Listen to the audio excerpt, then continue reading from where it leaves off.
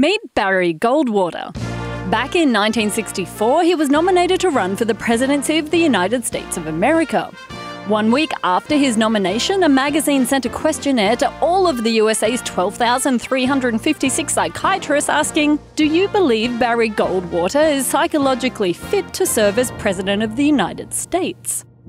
Of the 2,417 psychiatrists that responded, 571 said no comment, 657 said yes, he's fit to be president, and 1,189 said he was not psychologically fit.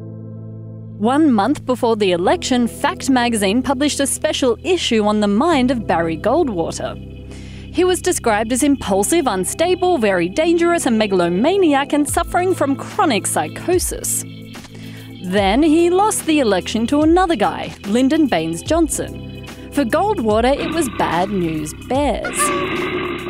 Of course, lots of factors contributed to the outcome, but of the psychiatrists that responded, none had examined Goldwater and none had his permission to publicly comment on his mental health. So Mr. Goldwater sued the magazine for defamation. In response to the whole situation, the American Psychiatric Association created the Goldwater Rule. When psychiatrists are asked about an individual, it's unethical to offer a professional opinion unless they have examined that individual and have authorization to talk about them. Some psychiatrists were happy that it maintained their professional ethics. Others thought it restricted free speech. The balance can be tricky. When events occur, from Charlie Sheen going to rehab to global tragedies, the media seeks comments from experts. A recent study looked at the work of psychiatrists in the media and distinguished different roles. For example, clinicians who provide treatment, teachers who do great work using facts to educate the public about mental illness, and celebrity commentators who express opinions about public figures. But for those of us who just like to watch and read things, often these roles blur and people just see one person, an expert.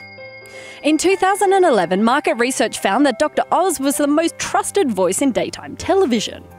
And a recent study found that 51% of Dr. Oz's medical recommendations had no scientific backing.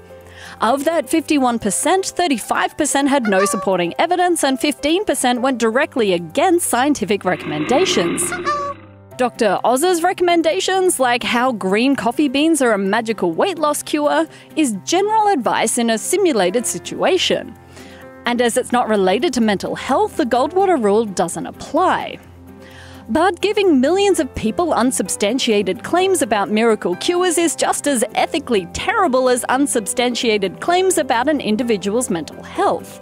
The American Medical Association states it's unethical to engage in or to aid and abet in treatment which has no scientific basis, is dangerous and is calculated to deceive the patient by giving false hope. But the AMA can't enforce any of its rules without the state stepping in. And the state probably won't step in because Dr. Oz isn't selling the products he talks about.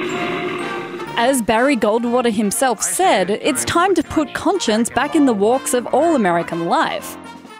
Despite the popularity of celebrity commentators and talk show doctors, your own medical professionals will probably know more about what's good for you. Thinking critically may be the best medicine. And if you don't already, subscribe to BrainCraft. I have a new episode out every Thursday.